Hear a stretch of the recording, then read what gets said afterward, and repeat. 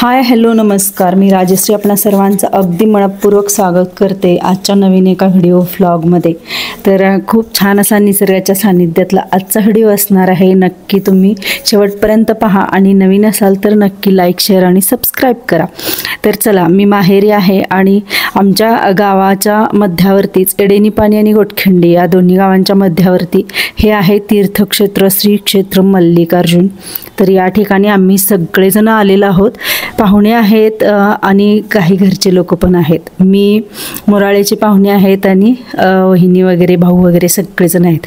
तर हे बघा, तीर्थक्षेत्र श्री क्षेत्र मल्लिकार्जुनचा डोंगर अशा प्रकारे आहे आणि इथला सभोवतालचा परिसर मी तुम्हाला थोडासा ना असा फिरून दाखवत आहे। तर अशा पद्धतीच्या डोंगर रांगेच्या मध्यावरती आमचं गाव वसलेलं आहे। खूप छान सुंदर आणि एकदम प्रसन्न वातावरणात आमच्या गावाची ना ही सकाळ आहे। आम्ही सकाळी सकाळीच आलोय। सुरुवातीलाच इथं पायऱ्यांवरती कासव पण आहे बघा, मस्त। नमस्कार करूया कासवाला। कमानी जवळच हे छान असं मोठं झाड आहे वडाचं। आता मल्लिकार्जुन मंदिराच्या पायऱ्यांचं इथे सुरुवात झाली आहे आणि आता आम्ही चढायला सुरुवात करतोय। वरती गेल्यानंतर कंटिन्यू करूया व्लॉग। इथे एक गोष्ट वाखाणण्यासारखी सुरुवातीलाच दिसली, छान असं ना पक्ष्यांना पाणी ठेवले, तुम्हाला दाखवते मी। हा, ठिकठिकाणी असं लावले।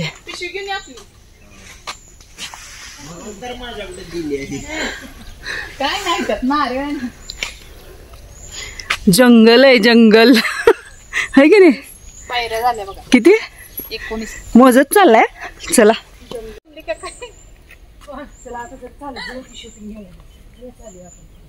कसलं भारी दिसतंय ना।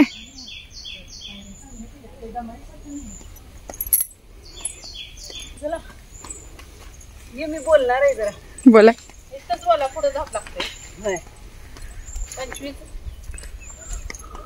आता आम्ही श्री क्षेत्र मल्लिकार्जुन या देवस्थानावरती आलो आहोत आणि हे गोटखिंडी आणि एडेनीपाणीच्या मध्यवर्ती ठिकाणी आहे। आणि सुरुवातीलाच वाखाणण्यासारखी गोष्ट इथं बघायला मिळाली। जंगल एरियामध्ये पक्ष्यांसाठी चारा आणि पाण्याची सोय केली आहे। ठिकठिकाणी ते बाऊल असे अडकलेले आहेत झाडाला, खूप भारी वाटलं।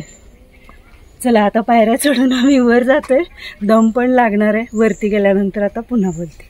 मल्लिकार्जुन, टक्केश्वर आणि संतोषगिरी या 3 डोंगरांच्या बरोबर मधोमध आमचं गाव आहे। त्यामुळं निसर्ग सौंदर्याने नटलेलं असं आमचं गाव आहे। आणि आता वनीकरण जास्त झाले, त्यामुळे जंगल एरिया खूप जास्त वाढलाय आणि बिबट्यांचा सुद्धा वावर खूप वाढलाय। आता सध्या म्हटलं तरी 6 ते 7 बिबट्या आमच्या गावामध्ये दिसतात, असं गावकरी वेळोवेळी सांगत आहेत। या विलासगड या डोंगराला जवळजवळ 750 पायऱ्या आहेत। आम्ही जाताना पण आणि येताना पण मोजल्या, त्यामुळं ना लक्षात आलं की आपण किती पायऱ्या चढलोय आणि अगदी व्यवस्थित पायऱ्या केलेल्या आहेत, एकदम छान अशा, आणि इझिली आपण चढू शकतो। खूप जास्त दमछाक जर होत असेल तर वेळोवेळी बसण्यासाठी सावलीचा निवारा आहे आणि बसण्यासाठी बाकड्यांचा वगैरे सुद्धा म्हणजे सोय केलेली आहे। डोंगर चढून गेल्यानंतर वरती पाण्याची सोय आहे, खाद्यपदार्थांची थोडीशी दुकानं वगैरे सुद्धा आहेत। अगदी काकडी म्हणजे असं काकडी वगैरे सुद्धा मिळतं, म्हणजे जीवाला आपल्या थंडावा मिळण्यासाठी लोक बघा एवढं खालून ना वरती हे पदार्थ घेऊन जातात आणि तिथं विक्रीसाठी ठेवतात। आम्ही सुद्धा तिथं काकड्या खूप खाल्ल्या। पायऱ्यावरती ना चढून जातानाच एक छान अशी गोष्ट केलेली आहे, ते म्हणजे ठिकठिकाणी असे ना पत्र्याचे शेड टाईप असं पायरीवरतीच बांधलेलं आहे, जेणेकरून ना उन्हाळ्यात वगैरे जरी भक्त भाविक आले तरी सावलीला बसावे त्या पायऱ्यांवरती। आणि असे कट्टे सुद्धा केलेले आहेत की विश्रांतीसाठी थोडा वेळ म्हणजे ना भक्त भाविकांना बसण्यासाठी। तर मस्त मस्त असे ना ठिकठिकाणी बाकडे केलेले आहेत, कट्टे केलेले आहेत आणि शेडची सुद्धा सुविधा आहे। आणि वरती आम्ही चालत जात असताना दम जसा जसा लागल तसं प्रत्येक जण ना थोडा थोडा वेळ थांबले। मल्लिकार्जुन मंदिराच्या इथं ना ठिकठिकाणी बसण्यासाठी, दम भरला की बसण्यासाठी असे बाकडे केलेत। आता मी 50 पायऱ्या चढून आले आणि थोडा वेळ विश्रांतीसाठी 1-5 मिनिटं बसलोय, त्यानंतर पुन्हा पायऱ्या चढायच्या। मी खूप वर्षानंतर मल्लिकार्जुन या तीर्थक्षेत्रावरती आलेले, जवळजवळ मला वाटते 15 तरी वर्ष झाली असतील। त्याच्या अगोदरच कदाचित आले असेल आणि एवढं वाटलं नव्हतं की मला ह्या पायऱ्या चढायच्या होतील, यायचं नाही यायचं असं करत करत आलो. पण आमच्या मोठ्या वहिनींनी मला सांगितलेलं, काही काळजी करू नका, मी तुमच्या बरोबर चालणार आहे, सगळेजण पुढे गेलेत तरी चालतील, आपण दोघी बरोबर जाऊया, तुम्हाला जसं चालायला जमेल त्या पद्धतीनं आपण जाऊ.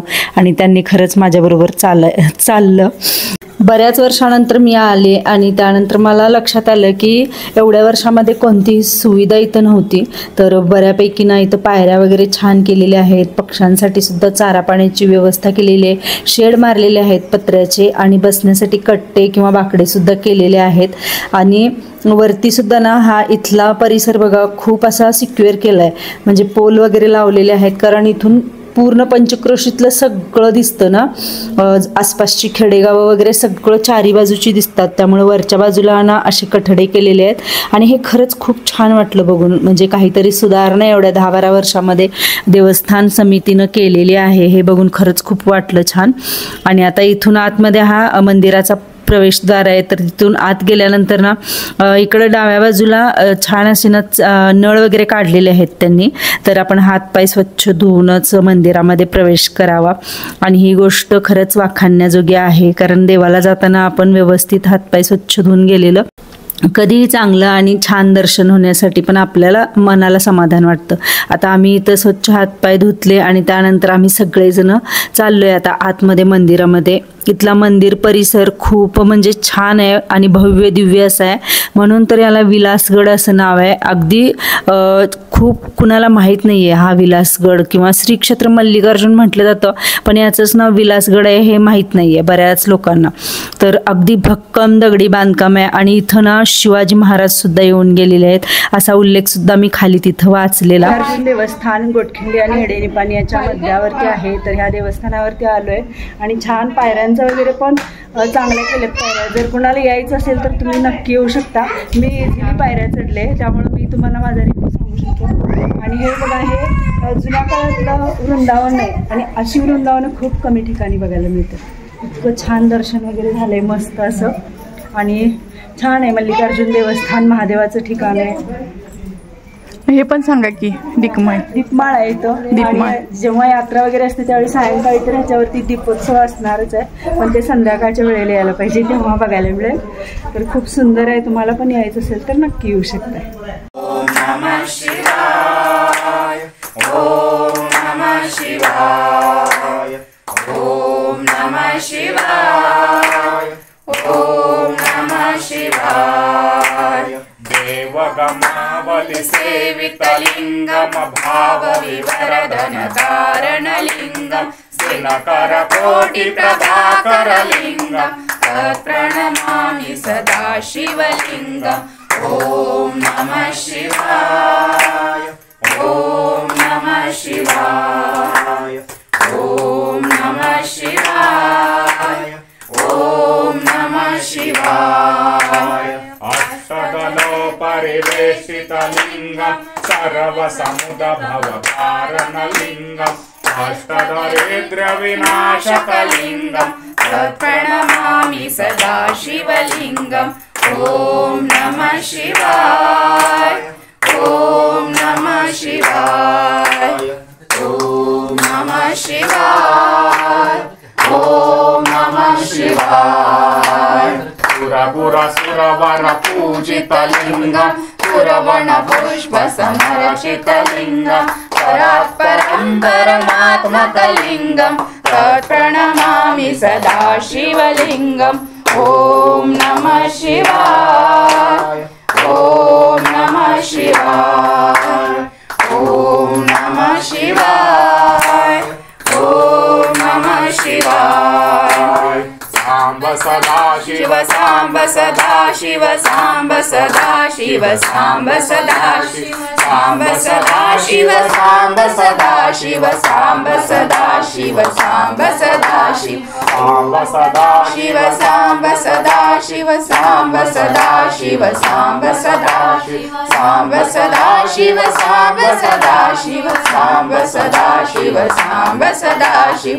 ओम नमः शिवाय, ओम नमः शिवाय, ओम नमः शिवाय, ओम नमः शिवाय ओम लिंगाष्टकं पुण्यपट्टिदोस्तामि दिशुलुंग प्रतिष्ठेन सह मोदते कैलासराना शिवचंद्रमौळी फणींद्र माता मुकुटी जळाळी कारण्य सिंधू भौदिकारी तुझवीन शंभो मचकोणधारी शिव पार्वते शिव हर हर महादेव सौराष्ट्र सोमनाथच्या श्री शल्य मल्लिकार्जुन उज्जैन महाकालेश्वर ओंकार मुंडेश्वरे परळ वैजनाथच्या डाकींकरम श्वेतबंधु रामेशं नागेशं द्वारकावने वाराणस्तु शुशं त्र्यंबकं मूलं दडे हेमालय तो केदारं कृष्णेशं शिवालय उमेतन ज्योतिर्लिंगं संप्रतपटन सप्त जन्म कृत पाप स्मरणे विनाशते हर हर महादेव हर हर महादेव श्री मल्लिकार्जुन महाराज की जय.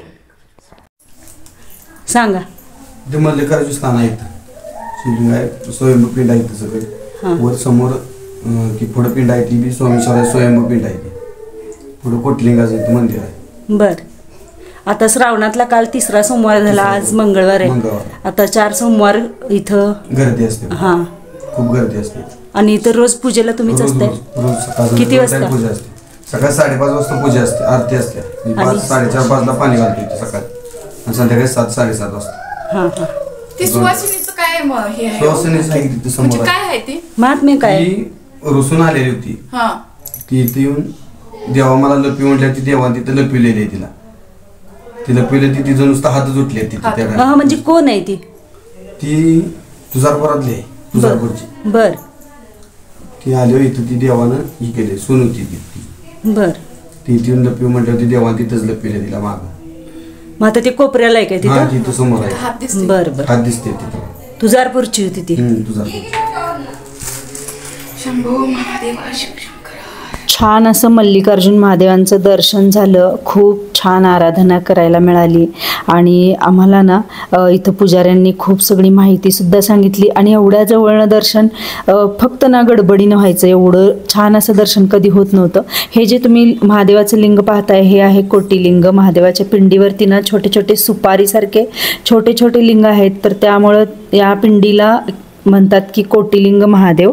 आणि गाभाऱ्याच्या बाहेरच्या बाजूला म्हणजे मुख्य मंदिरात प्रवेश केल्यानंतर हे छोटे छोटे मंदिर आहेत. तर ही आहे सासुरवाशीन, जी आपल्याला पुजाऱ्यांनी माहिती सांगितली.